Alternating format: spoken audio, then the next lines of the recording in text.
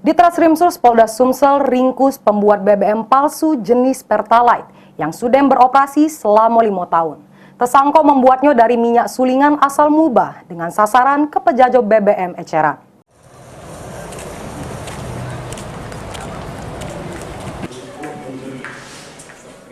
Subdit Tindak Pidana Tertentu Direktorat Kriminal Khusus Polda Sumsel berhasil ngeringkus HA, pembuat BBM palsu jenis Pertalite dari minyak sulingan.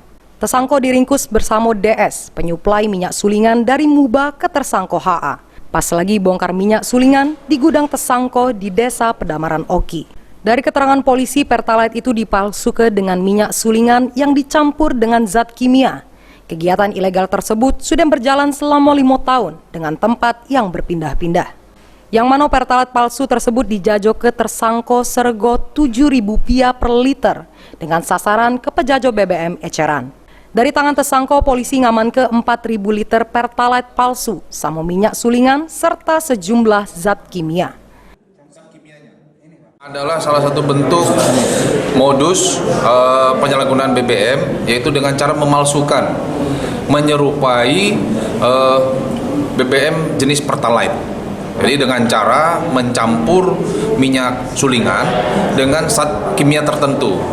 Jadi tersangka ini mencampurnya tidak menggunakan takaran, jadi asal saja. Kemudian tersangka ini mempelajari melalui YouTube. Itu keterangan dari tersangka. Jadi tersangka ini sudah melakukan kegiatan pemalsuan atau pengolahan minyak sulingan ini sudah sekitar 5 tahun. Jadi luarnya tetap di daerah Kota Palembang. Dengan cara berpindah-pindah, jadi kucing-kucingan. Jadi tidak menetap di suatu tempat. Akibat perbuatannya, kedua tersangka ngelanggar undang-undang tentang migas, terancam hukuman 6 tahun penjara serta denda Rp60 miliar. Mulyadi, PAL TV.